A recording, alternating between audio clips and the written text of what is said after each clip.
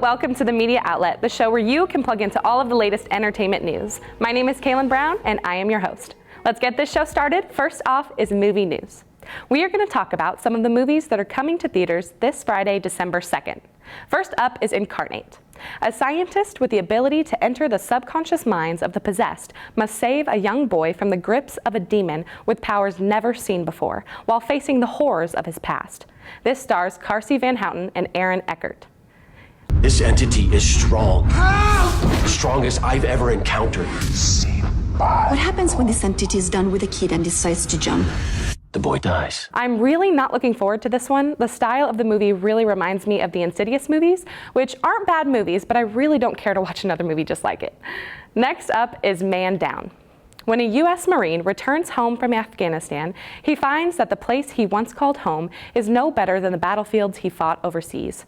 Accompanied by his best friend, he searches desperately for the whereabouts of his estranged son and wife. In their search, the two intercept a man carrying vital information about his family. Stars Kate Mara, Shia LaBeouf, and Gary Oldman. Is there a reason you don't want to discuss what you saw in that room?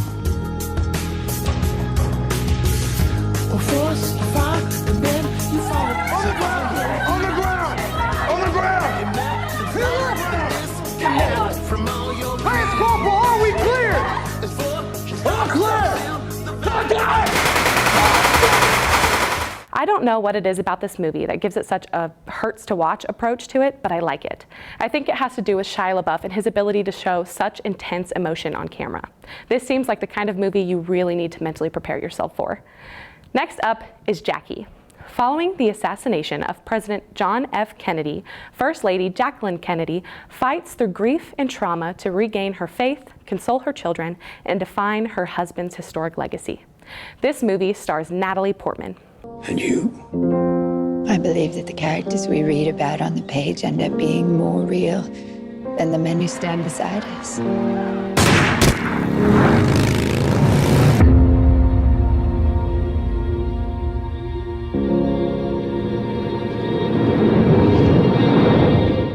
I'm super excited for this movie. I think the characters were cast perfectly, especially with Natalie Portman as Jackie, and I'm very interested to see how they're going to tell the story of the Kennedy assassination from her perspective. It gives me chills.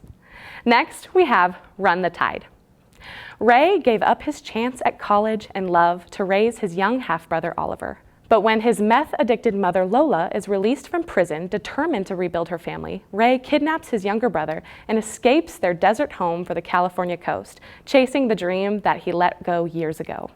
Lola turns to her ex-husband Bo to help find her missing boy, bringing up ghosts from their own failed relationship. With nothing but the open road ahead of them and Lola and Bo in close pursuit, Ray and Oliver race away from a past they never wanted towards a future that could have been.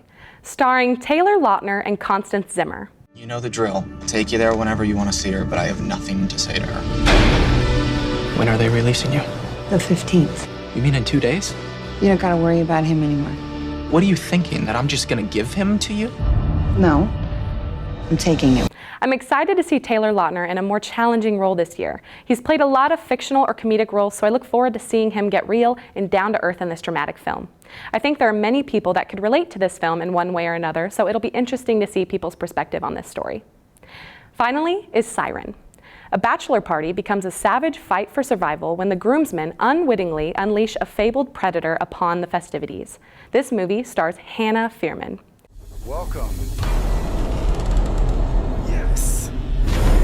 Happy stag party! Ladies and gentlemen, we have some first-timers with us tonight. What do you call this? Murder. Okay, so this just looks so weird and creepy. With the girl with the tail and the weird dudes in hats and whatnot, it just freaks me out. I think it's cool though that they're putting a twist on what we originally thought and have heard about the mystical creatures that are sirens. In this movie, she is more of a demonic presence, so I think that's going to be good for this scary film. Again, these movies will be coming to movie theaters this Friday, December 2nd. Be sure to check them out. Next up, we're going to take it to Andy Johnson for his movie review of the live-action The Jungle Book. Run, Mowgli!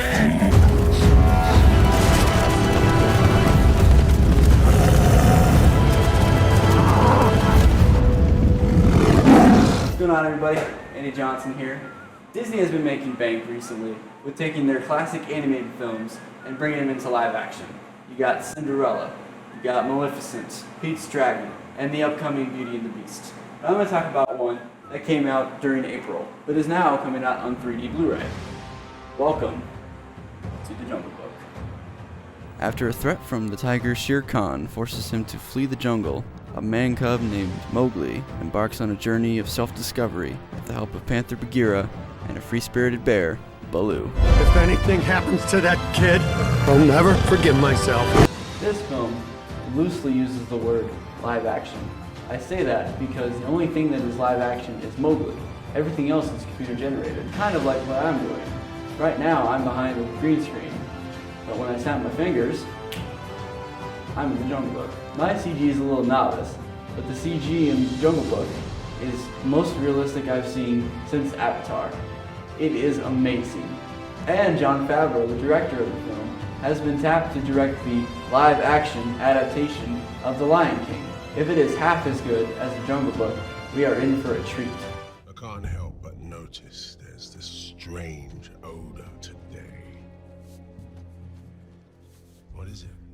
I almost think it was some kind of man cub. He's just a cub. Does my face not remind you of what a grown man can do? A man cub becomes man, and man is forbidden! Idris Elba, the man behind Heimdall from the Marvel Cinematic Universe movies, Krull from Star Trek Beyond, and who I believe should be, and most people agree with me, be the next James Bond, plays Shere Khan, the tiger, in this movie. Even if it's just a voice, he gives the role such gravitas to it. You can just feel the ominence that he brings to the character. Maybe I can be of help. The boy's right. Maybe it's time he found another people. No. I'm the one who brought him to you, and now I'll return him to where he belongs. I won't let you. He's my cub. We knew this day would come. We are the only family he's ever known. Raksha. It's the only place he'll be safe.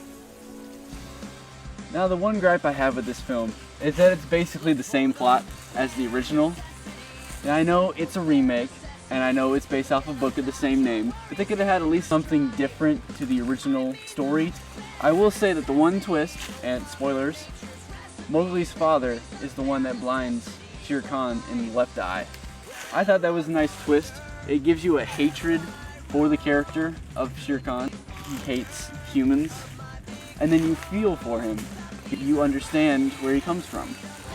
Come on, Mowgli, let's be on our way. But I'm helping Baloo get ready for hibernation. Bears don't hibernate in a jungle. Not full hibernation, but I nap a lot. From the CGI awesomeness to Idris Elba's performance as Shere Khan, but with the very similar plot as the original.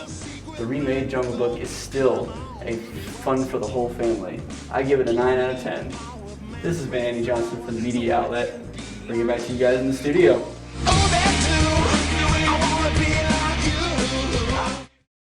Thanks, Andy. Now it's time for the Fun Fact Pack. Aaron Wilkins is going to talk about conspiracy theories in film.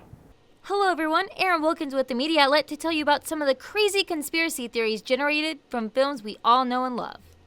First up, we have the heart-wrenching film Titanic. This movie was one of my least favorites due to the fact that not only are tons of lives lost, but Leonardo DiCaprio dies. It's always the cute ones. So, the conspiracy theory behind this is that Jack never existed, and if he never existed, then that means he never died. What a relief. If you've ever seen this movie, you would know that Rose's fiancé Cal is kind of a jerk. He's abusive toward her both emotionally and physically, and she is really only with him to impress her mother, and of course, the money and the class. Rose is not truly happy, so maybe she created a nice, kind, outgoing gentleman to escape reality where she felt trapped and alone. Maybe there is no record of Jack because he didn't even exist, but he definitely did save her life.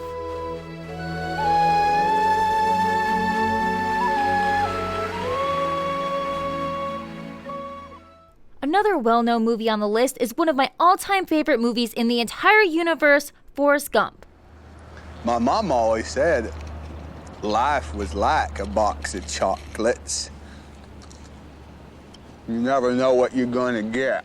It involves running, which I love, and it is a very heartwarming story. It shows that yes, the world is a bad place sometimes, but it does have some good people, like Forrest, who make life worth living.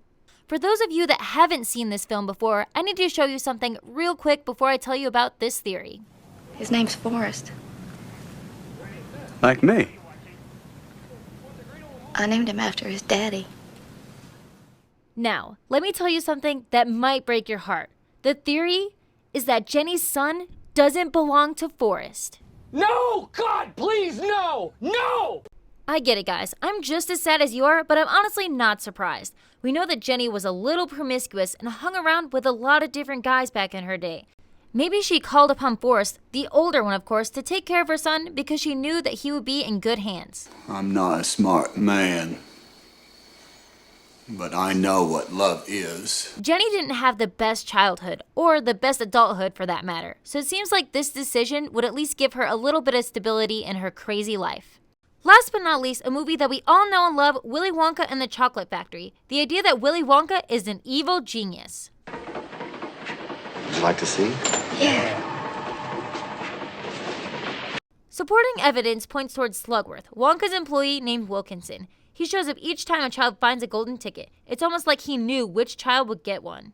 Also, each trap setup was to lure a specific child. For example, Violet Beauregarde is a gum-chewing champ. And of course, Wonka knew she couldn't resist this new and unique chewing gum that introduced a 3-course meal. Most of these kids were spoiled brats who listened to no one. It's almost like they got a taste of their own medicine. Finally, each time one of the children got into an accident or fell into a trap, Willy Wonka showed no remorse for what happened whatsoever. Help! My beautiful chocolate! Don't just stand there, do something! Help. Police. Murder. Finally, the creepy boat in the tunnel only had 9 seats, which would not have been enough if there were no accidents. Apparently, all of it was planned, and then when Charlie received the factory, he would eventually go insane, just like Willy Wonka.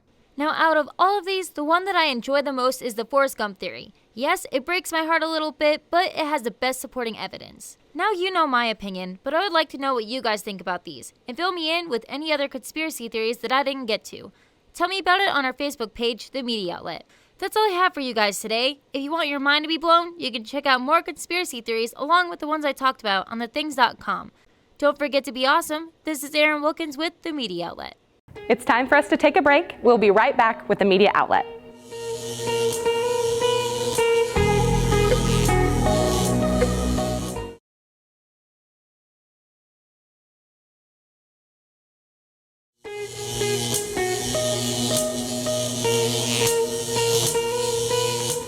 Welcome back to The Media Outlet. Let's talk about music news. We are going to talk about the top 5 songs from the Billboard's Hot 100. At number 5, Let Me Love You by DJ Snake featuring Justin Bieber, which is in its 14th week on the chart. At number 4, Heathens by 21 Pilots, which dropped from the number 3 spot. At number 3, Starboy by The Weeknd featuring Daft Punk, which has only been on the chart for the last 8 weeks. At number 2, Closer by the Chainsmokers featuring Halsey. Hallelujah, it's not number 1 anymore. At number 1, Black Beatles by Ray Shremmerd featuring Gucci Mane, which is the song for people to use in the Mannequin Challenge. Thank God for this song for finally knocking Closer out of number 1. In honor of the new chart topper, let's take a look at the music video for Black Beatles by Ray Shremmerd featuring Gucci Mane.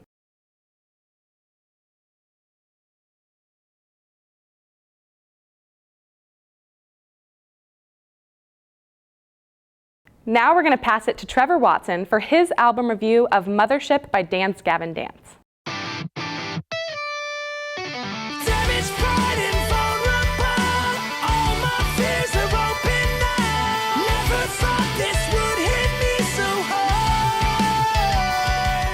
Hello everyone, I'm Trevor Watson, and this musical masterpiece is the newest album from Dance Gavin Dance, titled Mothership. This album came out on October 7th of 2016 and is by far their greatest work yet. Every album they've ever made has a different tonal style, and this one is all about variance. Songs that sound like this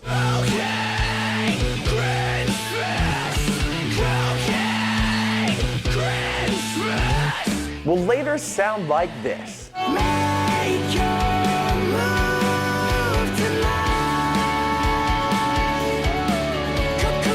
It's all thanks to Will Swan, the lead guitarist and frontrunner of the band. That afro hides a giant imagination, and with his pedal board, he can make his guitar sound pretty much like anything. Throughout the years, he has created beautiful melody and accompany lines that put groove on the heavier side of music.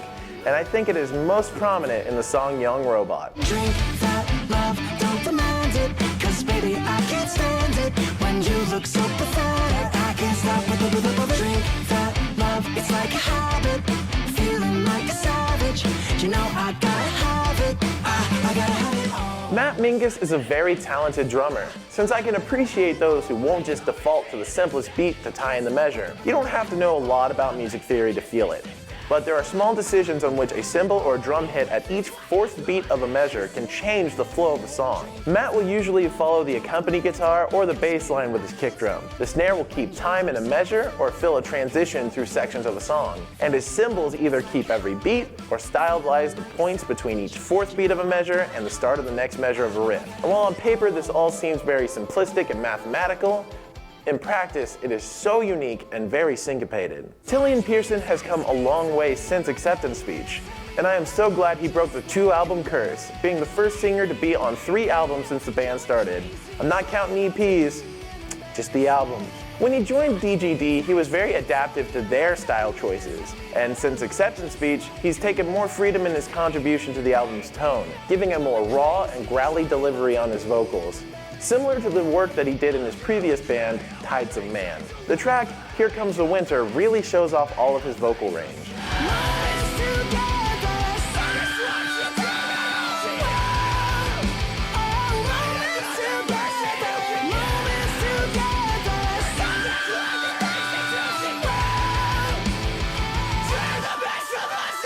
John Mess is a very unique writer when it comes to his screams.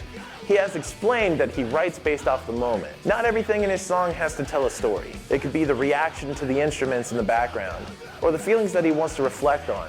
He does do a little bit of bouncing with the singer during certain parts of the album, but they never feel locked down by each other. And it makes for a dual personality in their music. The song Chocolate Jackalope is a great example of how different their stories can be when Tillian is trying to seduce and live in the moment, and John is discovering that he's an ancient cat god in the Egyptian times.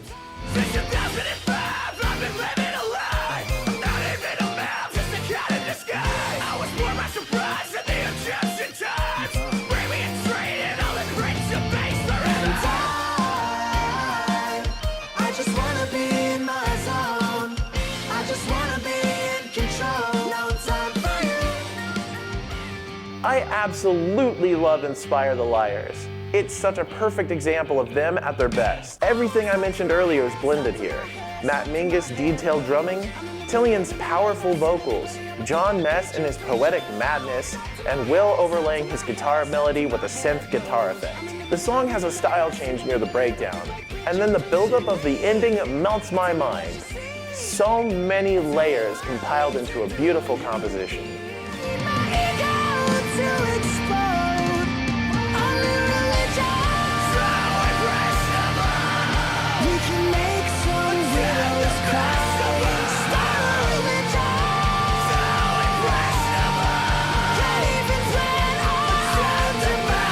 You could focus on a different part of each song when you listen to this album 1,000 times and still be amazed at how well it melds together. I don't honestly have a single song I dislike on this album, and I can guarantee that anytime Dance Gavin Dance releases an album, they will shape the evolution of the genre. I highly recommend Mothership to everyone.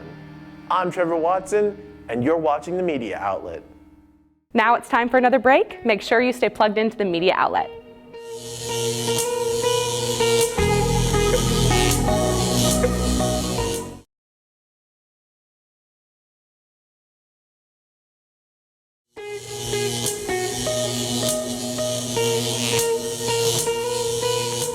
Welcome back to The Media Outlet. Our final segment is TV news. We are going to talk about The Media Outlet's Celebrity of the Week. The celeb of the week is Sarah Paulson. She is one of the stars from American Horror Story and has been a huge component in the success of the show, especially in the 6th season. Out of all the seasons, Paulson's role in Roanoke has been fans' favorite. According to Deadline.com, AHS Roanoke season has had almost a 10% rise in total viewers from the finale of AHS Hotel back in January. The season finale of Roanoke on November 16th snagged an audience of 2.45 million people. Let's take a look at Sarah Paulson's acting in American Horror Story.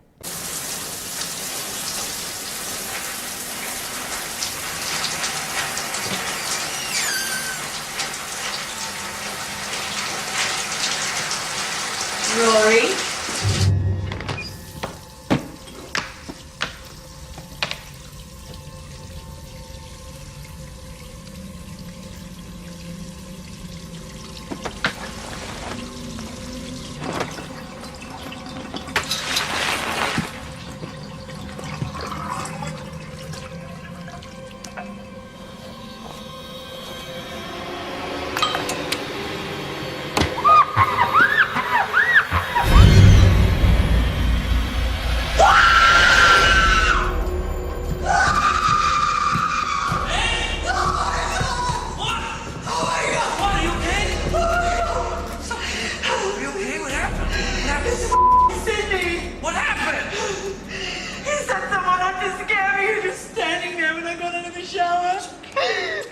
Now we're going to take it to Cliff Scott for his review of Luke Cage. Yo, Amos. What up? Show the man what you famous for. What's up, media outlet? I'm Cliff Scott, and I will be bringing you a review on Luke Cage.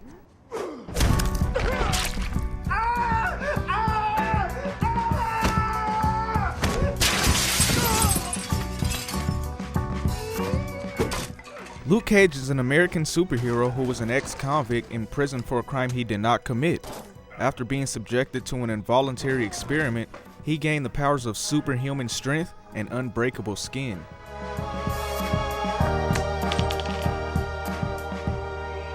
You want some? I don't even like these, man. Luke Cage is a man who can't turn away from crime or someone in need. He resembles Superman in a way. He can walk into a building full of bad guys and walk out without a single scratch. Our legacy, our blood. There's no mask or secret identity for Luke Cage. His damaged reputation pushes him to rebuild his quiet life in Harlem until he is forced into a battle for his city. Everybody wants to be the king. Sometimes if you want justice, you have to get it yourself. One thing I really like about this series is that it definitely feels like a Marvel TV show. The way Luke Cage is motivated to catch criminals on the daily randomly reminds me of Spider-Man and how he dropped everything he was doing just to save the world. You have to fight for what's right every single day. Another thing I really liked about this series is the music and soundtracks. They give you a reason to remember the show every time you hear them. Long little chief. Cockroaches in the ratchet. Hand-me-downs with the patches. Mama put a little money in the mattress. Taught me how to make a silver spoon out of plastic. You can either sink, swim, or beat it. One thing I found very disturbing about this series is that it's been receiving a lot of negative criticism because it appears the show isn't wide enough. You're under arrest.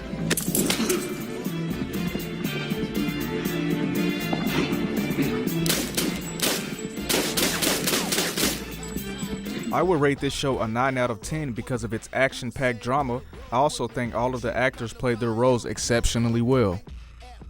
Reporting for Media Outlet, I'm Cliff Scott. That's all for today's show. Thank you for joining us. I'm your host, Kaylin Brown. Be sure to check out our Facebook page to keep up with all of our episodes. Also, check out KNWT on Facebook and Instagram to follow all of the Channel 8 shows. See you next week here on the Media Outlet, where you can plug into all of the latest entertainment news.